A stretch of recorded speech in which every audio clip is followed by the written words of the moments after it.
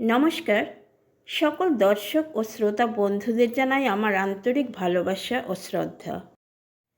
ঠাকুরের কলকাতার গৃহস্থ ও সন্ন্যাসী সন্তানগণ মায়ের এই চরম কষ্টের কথা টের পাননি।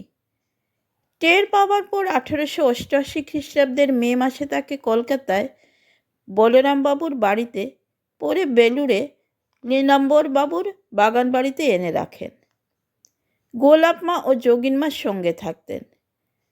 মা গঙ্গা স্নান ভালোবাসতেন, তাই এরপর মা যখনই কলকাতায় এসেছেন তখনই বাগবাজার অঞ্চলে বোসপাড়া লেন, বাগবাজার স্ট্রিট, গঙ্গার ওপারে ঘুষুরি প্রভৃতি স্থানে ভাড়া বাড়িতে তাকে রাখা হতো। 1893 খ্রিস্টাব্দে মা দ্বিতীয়বার নীলাম্বরবাবুর বাগান বাড়িতে যান। সেবারে সেখানে পঞ্চতপা ব্রত করেন। এখানে থাকার সময় মা একদিন দেখেন ঠাকুর গঙ্গায় নেমে যাচ্ছেন আর তার দেহ গলে গঙ্গা জলে মিশে যাচ্ছে, আর স্বামীজি সেই জল দিয়ে তীরে সমবেত কাতারে কাতারে লোকের মাথায় জয় রামকৃষ্ণ বলে ছড়িয়ে দিচ্ছেন, আর সব মুক্ত হয়ে যাচ্ছে। ঠাকুরের ভাব প্রচারের জন্য স্বামীজির আমেরিকা যাত্রাও সেখানে প্রচার আরম্ভ। এরই মাঝামাঝি সময় মায়ের এই দর্শন। যাবার আগে অনুমতি চেয়ে স্বামীজি মাকে চিঠি লেখেন। মা উত্তর আর দেন না।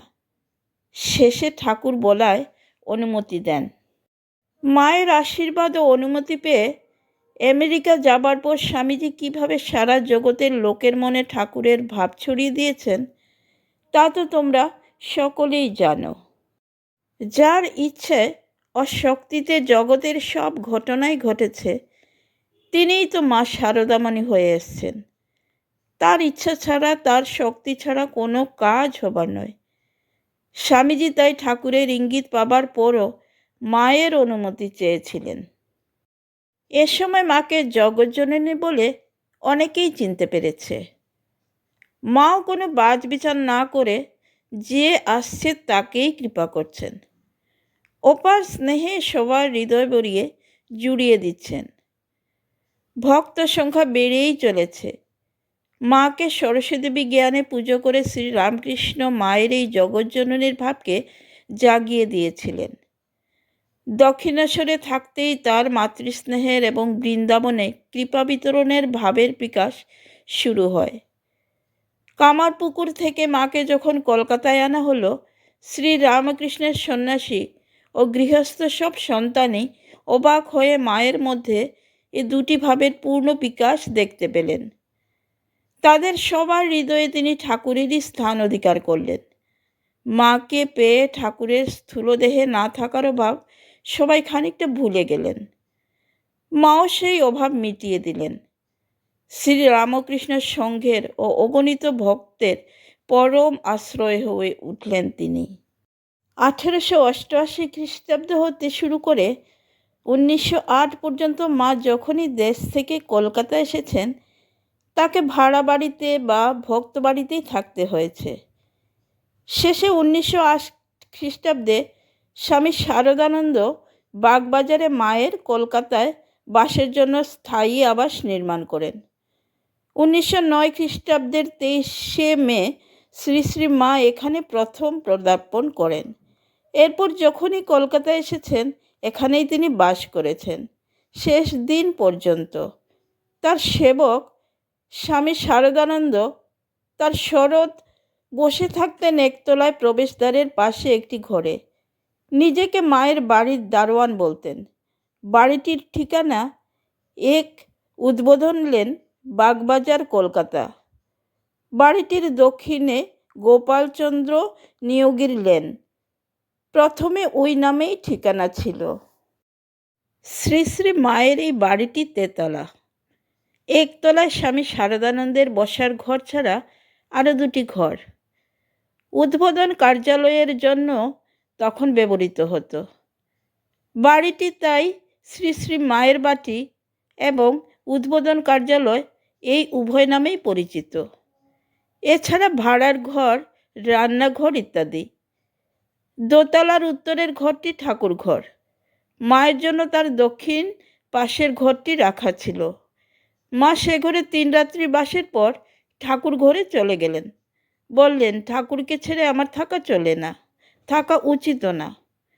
বরাবর দেহত্যাগের পর পর্যন্ত এ ঘরেই মা বাস করেছেন। একেবারে দক্ষিণের ঘরটি ছিল ভোগঘর। রান্নার পর এখানে ভোগ সাজানো হলে ঠাকুর খাবে এসো, গোপাল খাবে এসো বলে মা ঠাকুরকে ও বৃন্দাবন থেকে আনা গোপালকে এ ঘরে ডেকে এনে ভোগ দিতেন। দুপুরে ও রাত্রে সাধু এবং ভক্তরা এ ঘরেই প্রসাদ পেতেন। মা মেয়েদের নিয়ে বসতেন ঠাকুর ঘরের পাশের ঘরে। রাত্রে স্বামী শারদানন্দ ওই ভোগ ঘরে শুতেন। ভোরে উঠে নিচে চলে যেতেন। এই ঘরটিতে বসে মা দীক্ষাও দিয়েছেন। তেতলায় সিঁড়ির দক্ষিণে একটি মাত্র ঘর, গোলাপ মা সেখানে থাকতেন। গোলাপ মা ও যোগিন মা এ বাড়ির গৃহস্থলীর সব কাজ করতেন। এরা যেন মায়ের জয়া আর বিজয়া। পুজো করতেন না।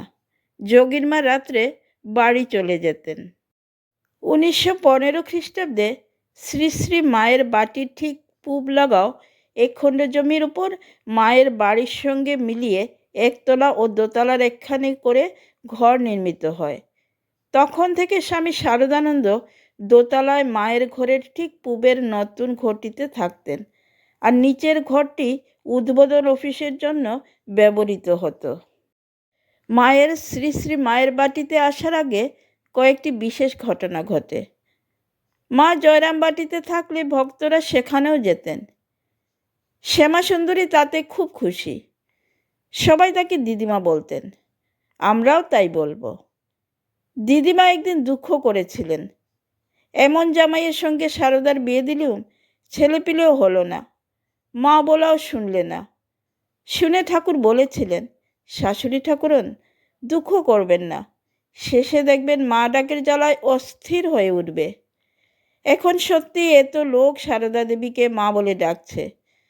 নাতিরা জয়রামবাটি এলে দিদিমার তাই কি আনন্দ। নাতিদের জন্য সারা বছর ধরে সব গুছিয়ে রাখতেন।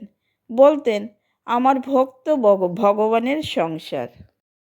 1891 খ্রিস্টাব্দের জগদ্ধাত্রী পুজোয় স্বামী শারদানন্দ প্রভৃতি অনেকেই জয়রামবাটি এসেছেন। একদিন সব বসে আছেন, এমন সময় একজন বৈরাগী গান ধরল।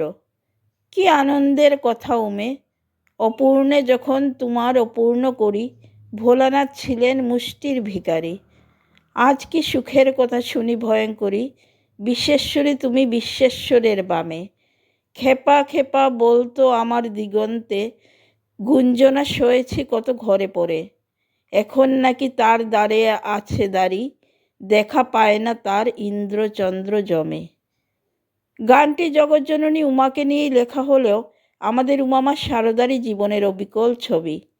তাই সবার মনে গভীর দাগ কাটল। বৈরাগীকে আবার গাইতে বলা হলো। শেষে দিদিমা বললেন, হ্যাঁ গো, তখন জামাইকে সবাই খেপা বলতো, শারদার অদৃষ্টে ধিক্কার দিত, আমায় কত কথা শোনাতো, মনের দুঃখে মরে যেতাম। আর আজ দেখো, কত বড় ঘরের ছেলেরা দেবী জ্ঞানে শারদার পা পুজো করছে। দ্বিতীয় ঘটনা বেলুর মঠের জমিতে মায়ের প্রথম পদার্পণ। ঠাকুরের ত্যাগী সন্তানেরা তার ভাব ঠিক ঠিক গ্রহণ করেছিলেন। সে ভাব জগতে ছড়াবার ভার ছিল তাদের উপর। তাদের জীবনের সংস্পর্শে এসে আরও অনেকের জীবন, আবার তাদের জীবন থেকে অন্য জীবনে, এমনি করে যে ভাবকে জীবনে বরাবর রূপায়িত রাখতে হবে, ভগবান জ্ঞানে মানুষের সেবাও হাতে নাতে করে দেখাতে হবে। তার জন্য তাদের একটি নিজস্ব মঠ চাই। ঠাকুরের দেহত্যাগের পর বরানগরে, আলমবাজারে ও শেষে নীলাম্বর বাবুর বাগানে ভাড়া বাড়িতে মঠ চলছিল। অনেকে আবার মঠে সবসময় থাকতেন না, তীর্থে ঘুরে বেড়াতেন। স্বামীজি আমেরিকা থেকে ফিরে আসার পর বেলুড়ে মঠ গড়ার জন্য জমি কেনেন। এদিকে মাও তাদের জন্য একটি মঠের কথা ভাবছিলেন। মা তো তাই সন্ন্যাসী হলেও ছেলেদের খাওয়া থাকার কষ্ট তার প্রাণে বড় বাঁচত। যখন গয়া যান, বোধগয়ায় বৌদ্ধদের মঠ দেখে কেঁদে কেঁদে ঠাকুরের কাছে প্রার্থনা করেছিলেন, ঠাকুর, আমার ছেলেরা মাথা গুঁজবার ঠাঁই পায় না, এক মুঠো অন্যের জন্য দাঁড়ে দাঁড়ে ঘুরে বেড়ায়, তাদের জন্য যেন এইরকমই মঠ হয়। মায়ের ইচ্ছেতেই তো সব হচ্ছে, তাই বেলুড় মঠও হলো। জমি কিনে মঠ গড়ার কাজ শুরু হবার পর 1898 খ্রিস্টাব্দের এপ্রিলের শেষ ভাগে স্বামী যোগানন্দ মাকে সেখানে নিয়ে গিয়েছিলেন। পরে স্বামীজি 1898 খ্রিস্টাব্দের 12 নভেম্বর মাকে সেখানে নিয়ে গেলেন। মা নিজেই খানিকটা জায়গা পরিষ্কার করে তার কাছে ঠাকুরের যে ফটোখানি থাকতো সেটি বসিয়ে পুজো করলেন। এরপর দিন মা নিবেদিতার স্কুলের জন্য নেয়া বাড়িতেও গিয়েছিলেন। আজকে এই পর্যন্তই বন্ধুরা, আগামী পর্বে আপনাদের সাথে আবার দেখা হচ্ছে। ভিডিওটি দেখার ও পাশে থাকার জন্য আপনাদের জানাই অসংখ্য ধন্যবাদ।